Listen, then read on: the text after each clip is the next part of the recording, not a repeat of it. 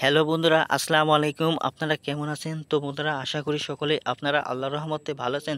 তো বন্ধুরা, আজকে আমি একটি সবাইকে গুরুত্বপূর্ণ শাক নিয়ে আলোচনা করব।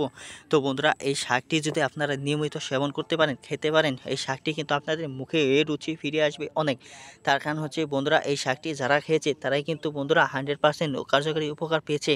তো বন্ধুরা, এই শাকটি যদি আপনাদের মুখে রুচি না ফিরে আসে তাহলে বন্ধুরা আমাদেরকেই বলবেন। তার কারণ হচ্ছে এই শাকটি বন্ধুরা বাজারে অনেক দাম থাকে। বন্ধুরা, আপনারা কিন্তু এই শাকটি 12 মাসেই রোপণ করতে পারবেন আপনাদের জমিতে।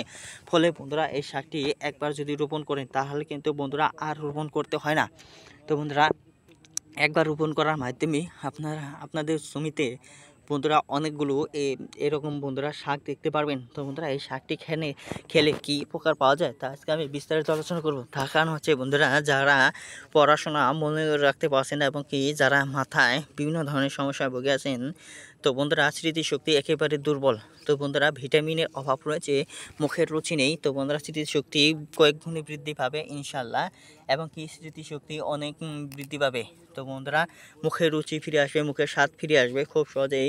তো বন্ধুরা, এই শাকটি এতই পরিমাণ সুস্বাদু যে বন্ধুরা গ্রামগঞ্জের লোকেরা বন্ধুরা কিন্তু এই শাকটি নিয়মিত সেবন করে থাকে। তো বন্ধুরা, এই শাকটি সাথে পরিচয় করে দিই। এই শাকটির নাম হচ্ছে কমলি শাক। আজকে আপনারা জানতে পারবেন কমলি শাকের উপকারিতা কেমন।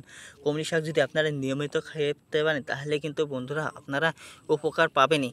তো বন্ধুরা, যারা এই কমলি শাক খেয়েছে তাদের কিন্তু বন্ধুরা কোনো না কোনো উপকার পেয়েছে। তো বন্ধুরা, আপনারাও বন্ধুরা কমলি শাক খাওয়া শুরু করেন। তো বন্ধুরা, বাজার থেকে কিনে খেতে পারেন যেখান থেকেই পারেন, এবং কি রোপণ করেও খেতে পারেন। তো বন্ধুরা, এই কমলি শাকটি যারা খেয়েছে তারা কিন্তু বন্ধুরা তাদের স্মৃতিশক্তি অনেক বৃদ্ধি পেয়েছে। তো বন্ধুরা, এই শাকটি যদি আপনারা পর্যাপ্ত পরিমাণ বন্ধুরা তেল দিয়ে, তারপর বন্ধুরা হালকা মরিচ দিয়ে যদি খেতে পারেন ভাজি করে, তাহলে কিন্তু বন্ধুরা অনেক সুস্বাদু হবে।